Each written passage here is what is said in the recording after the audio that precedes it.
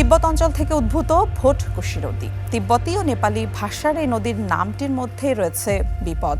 শতাব্দী ধরে তিব্বত থেকে নেমে আসা আকস্মিক বিপর্যয়ের মূল রুট এটি।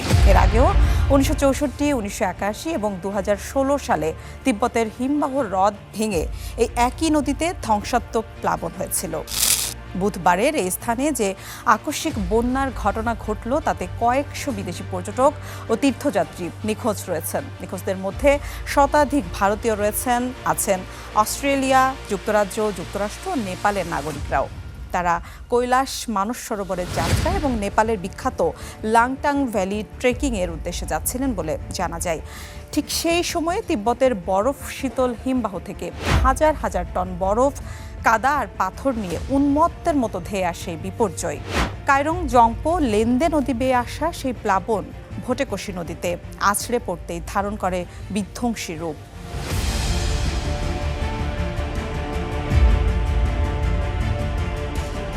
এরপর সে মৃত্যুদূত আরও উগ্রবেগে ছুটে চলে দক্ষিণে শ্যাপ্রুবেসির দিকে। পাহাড়ের বুক চিরে যা কিছু পেয়েছে, ঘরবাড়ি, মানুষ, পথ ঘাট সব গিলে ফেলে সেই প্রকাণ্ড কাদার ঢল শেষ পর্যন্ত ভারতের বিহার সীমান্তে গণ্ডক নদী হয়ে আছড়ে পড়ে, রেখে যায় শুধু হাহাকার আর ধ্বংসস্তূপ। বিহারেও এরই মধ্যে সতর্কতা জারি করেছে ভারত সরকার।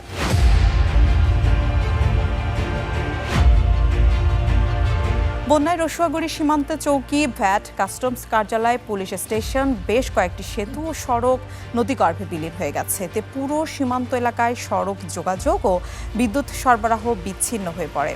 স্থানটিতে নেপাল সেনাবাহিনী, সশস্ত্র পুলিশ বাহিনী এবং নিরাপত্তা কর্মীরা ব্যাপক উদ্ধার অভিযান চালাচ্ছে।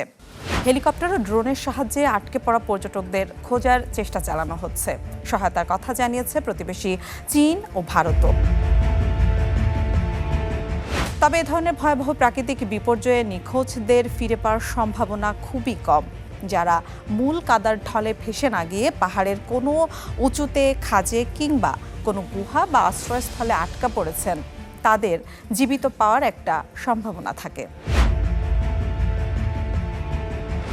নেপাল ও চীনা কর্তৃপক্ষের মতে স্থানীয়ভাবে কোনো ভারী বৃষ্টিপাত ছিল না। সীমান্ত এলাকায় রোদ থাকলেও উঁচুতে পাহাড়ি বাঁধ ভেঙে যাওয়ার মতো এক বিকট শব্দ হয় এবং পানির তোড়টি একটি প্রচণ্ড জলোচ্ছ্বাসের মতো সরু গিরিখাত দিয়ে নিচের দিকে নামতে থাকে। পানির তোড়টি এতটাই দ্রুত ছিল যে নদীর ধারের বাসিন্দারা ও সীমান্ত পার হতে যাওয়া পর্যটকেরা নিরাপদ দূরত্বে সরে যাওয়ার মতো কোনো সময় পাননি।